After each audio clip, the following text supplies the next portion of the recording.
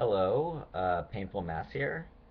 Um, Been away for a while, but I want to come back to my bias series. Now, if I seem a little flustered or not that into this, it's because I've recorded this video several times and I am beyond frustrated at this point.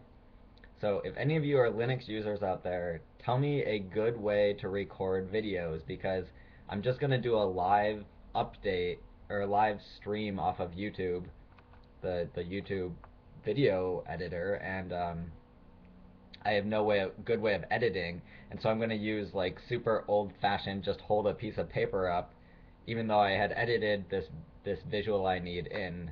I guess you'll see, but I just can't get it to upload to YouTube. It's been over 24 hours, and now I had to draw this thing by hand. Anyway, you'll see. So no matter how many times I say this, people just don't seem to get it. You have biases, and that's okay.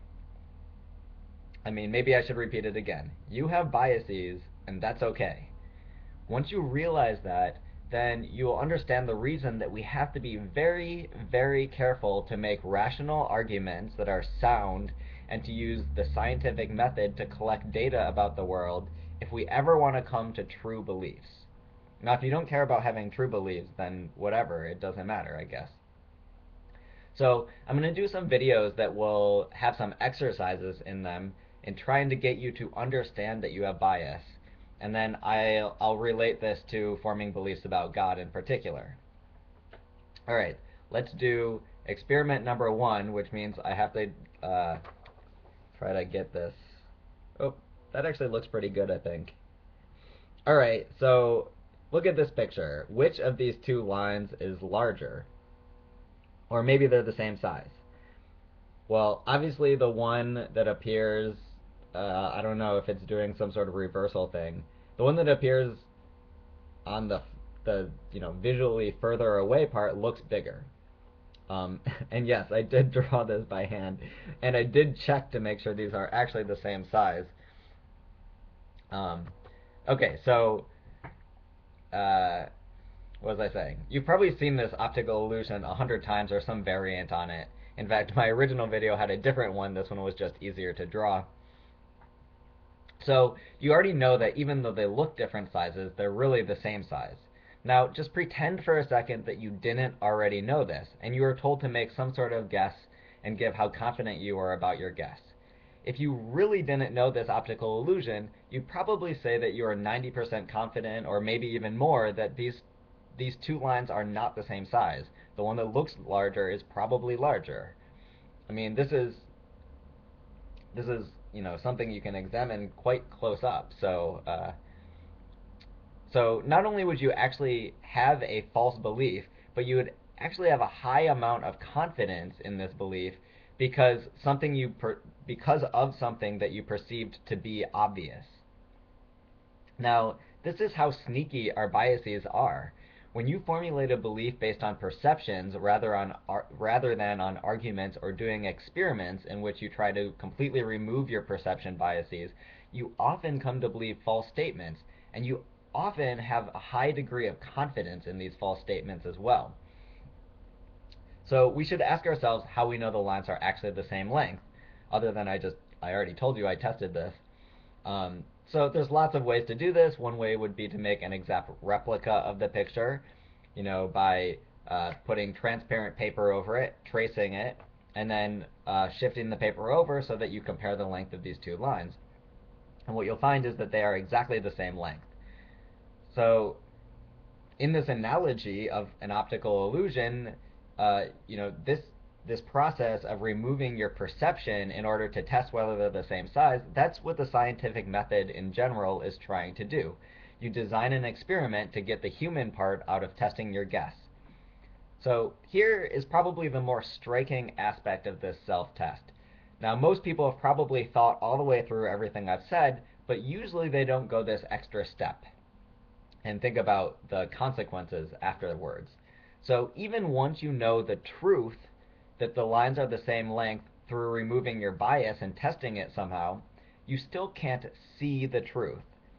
Knowing and understanding why something is true doesn't mean you will be able to see or feel that it is true.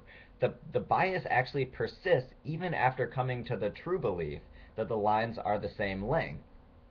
So let me try to, rephrase this a little to drive the point home. When you look at the illusion, you will still see that the lines are obviously different lengths. It will feel and look obvious, and this is because the perceptual bias is so strong that it actually overrides what you've learned through more rational means to actually be true. So, again, let me rephrase this a little bit more strongly. In order to have a true belief, you have to actively believe something that looks and feels untrue. This is where, now let's change from the analogy of the optical illusion to belief in God.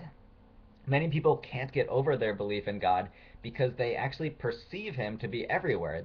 Every uh, branch of Christianity sort of has their own terminology for this. You feel Him, you feel His presence, the Holy Ghost is within you. The beauty of the world is evidence of His design. Blah blah blah. All of these things are just different ways of saying that you're perceiving God to be around you, and this perception is obvious in the sense that these two lines were different sizes was obvious. So this is the same type of perceptual bias.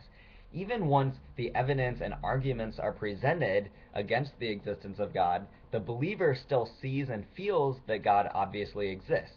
This is the persistence of the bias even once you've learned, that there is no rational or evident, scientific evidence for the existence of God. So this experiment shows that you need to actually trust the arguments and scientific evidence if you want to have a true belief, rather than what seems and feels true, even if it seems obvious and you have 99% confidence in your perception of God. This perceptual bias gives you a level of false confidence, and you need some other means to get over this bias in order to come to the true belief.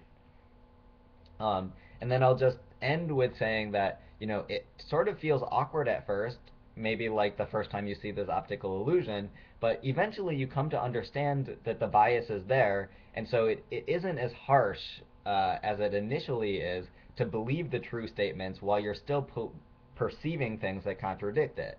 This is a very common thing that atheists say if they grew up religious. Oftentimes they still have these religious experiences that are just perceptual biases that they have to somehow reconcile with the fact that there is no evidence for the existence of God.